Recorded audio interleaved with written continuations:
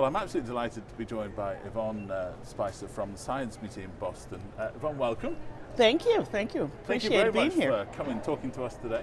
Awesome, I'm happy to do so. Now, engineering, why is it important that we get engineering into the curriculum and we get it in early? Well, it has increasingly been shown that it is so important that our kids learn to be scientifically and technologically literate. And part of that is thinking about what have we traditionally done in education.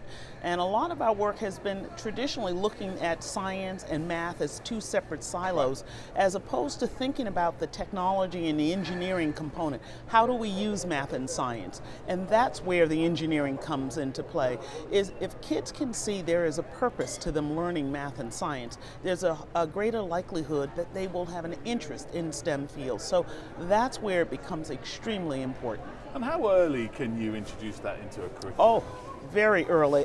Kids are natural born engineers. They're curious about the world around them. I would say preschool is a really good time for introduction. Clearly in our museum we have a part of our museum called a Discovery Center, and if you would see the engagement of the 3 and 4 year olds in the center, it's phenomenal. So there is a natural born curiosity that we just need to build upon in formal education.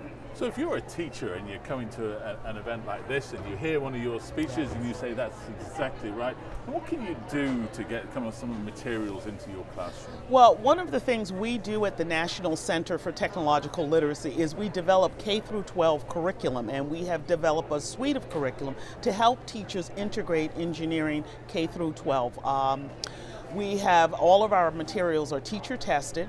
They are aligned with standards, and for our elementary program, it's Engineering is Elementary. We also have after school programming. It's called Engineering Everywhere, as well as Engineering Adventures, which is for grades 3 to 5. So we've tried to cover our bases to really think about this in a very critical way, whether it's in school formal education, after school providers, and out of school time for parents, to make sure that there's engagement for our students. So that's the beauty of it. That's what they love, isn't it? Engagement. Absolutely, absolutely. How do we make sure, bottom line question here though, is how do we make sure that it's inclusive for everybody, right? And that is a critical part of our mission, because along with the development of our curriculum, all of our curriculum is very diverse. And for example, our story books feature a child from around the world, so kids can see themselves represented in the curriculum.